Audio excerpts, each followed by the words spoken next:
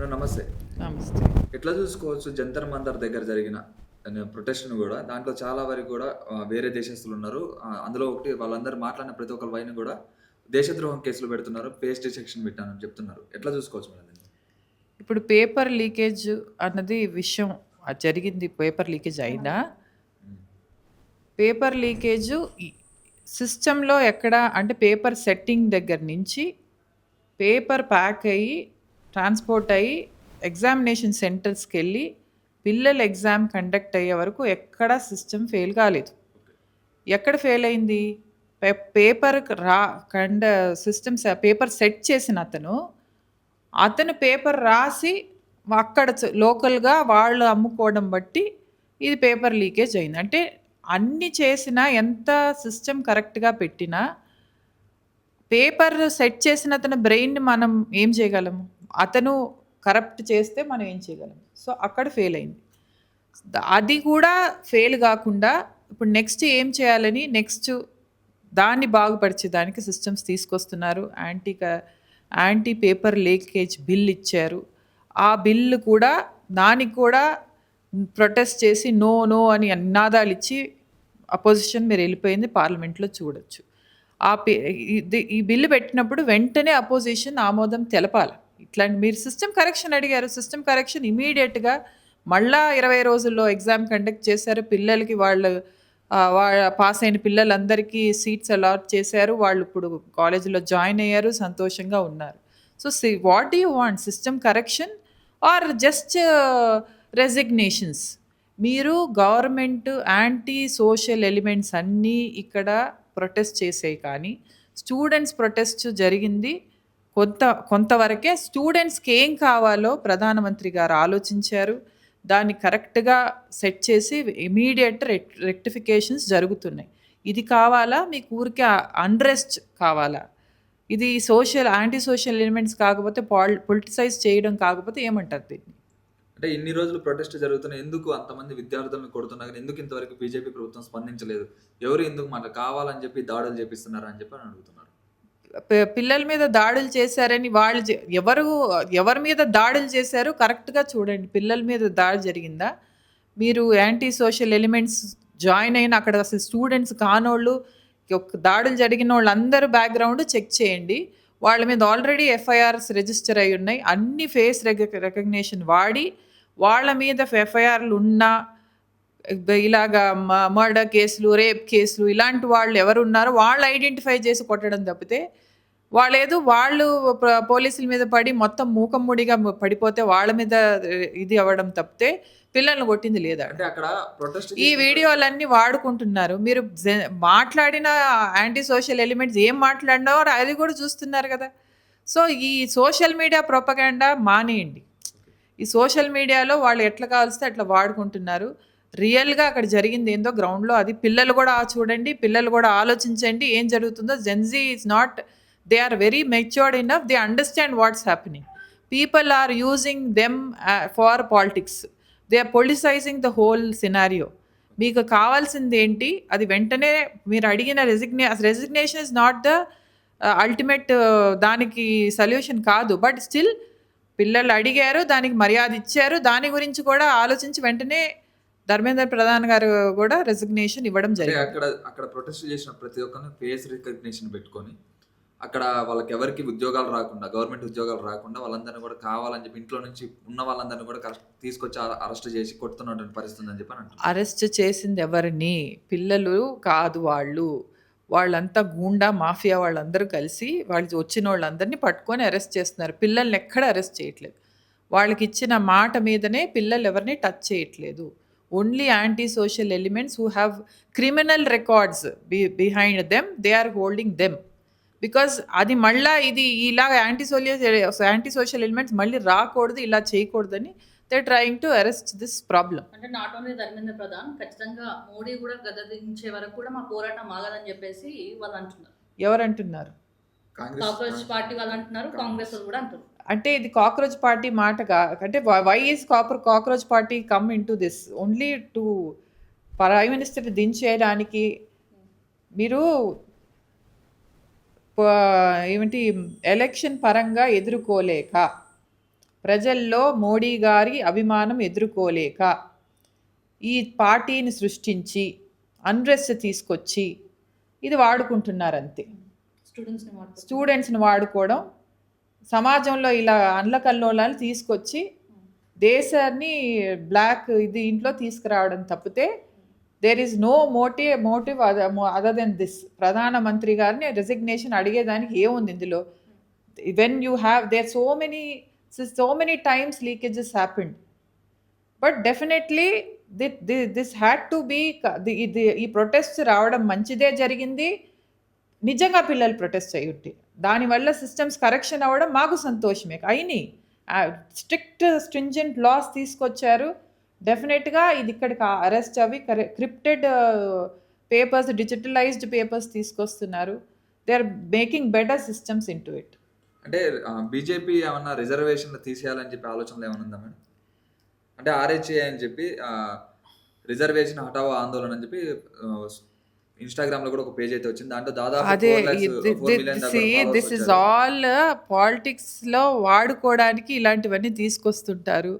ఈ అన్రెస్ట్ తీసుకురావడానికే ఇంకో 40 పేజీలు పుడతాయి.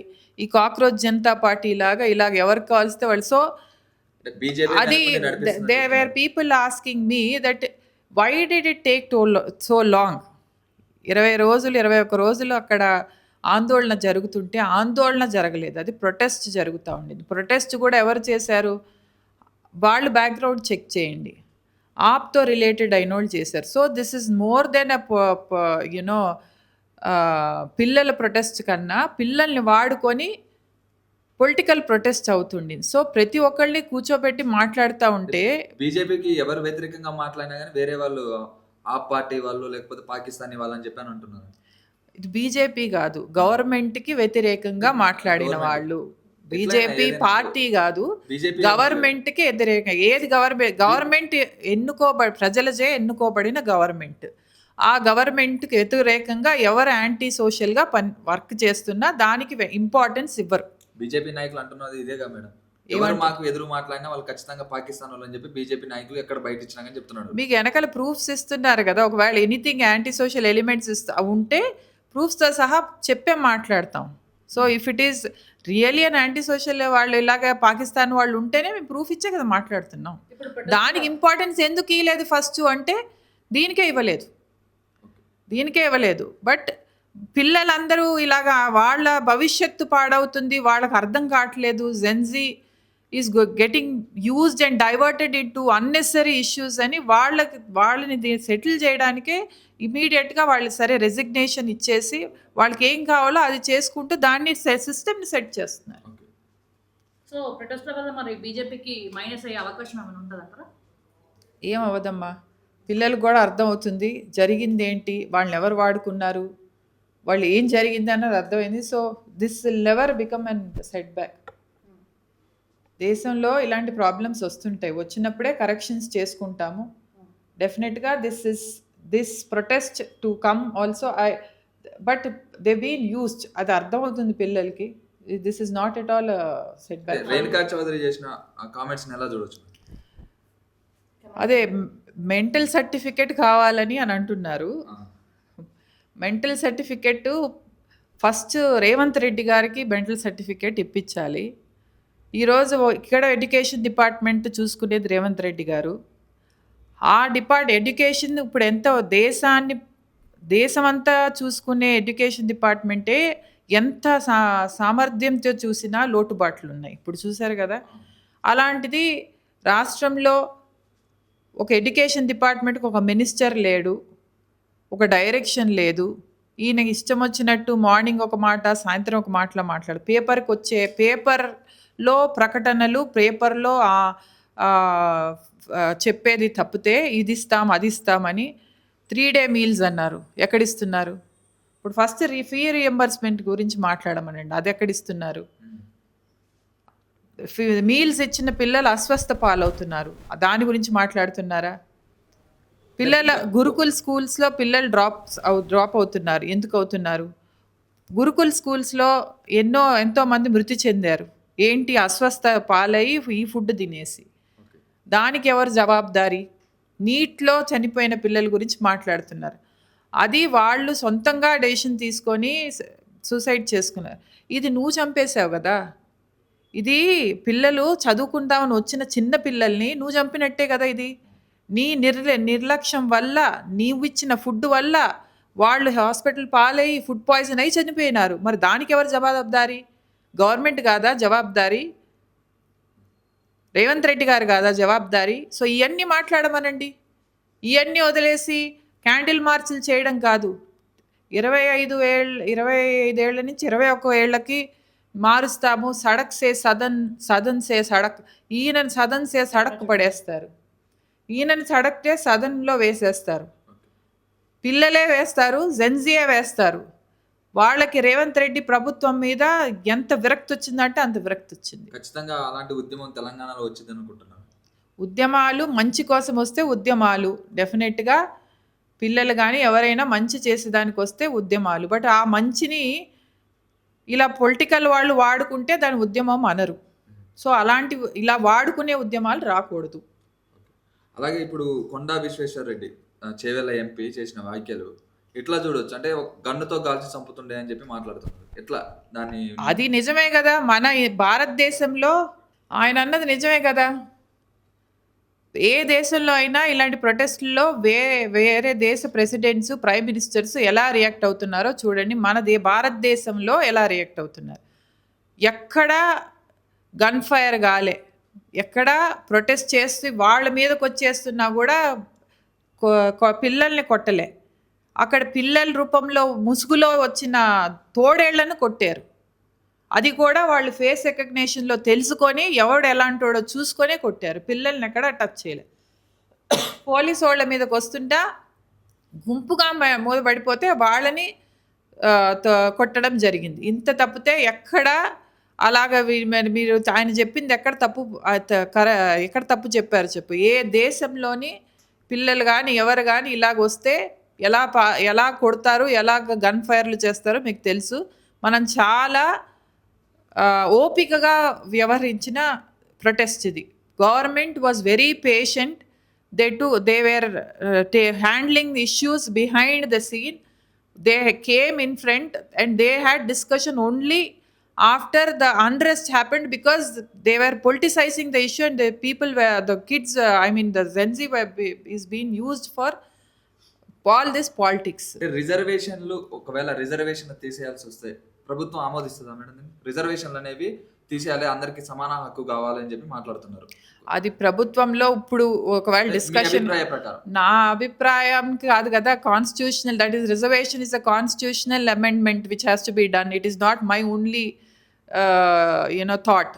సో పెద్దలందరూ డిస్కస్ చేసి high command, even opposition has to come, they also need discussion.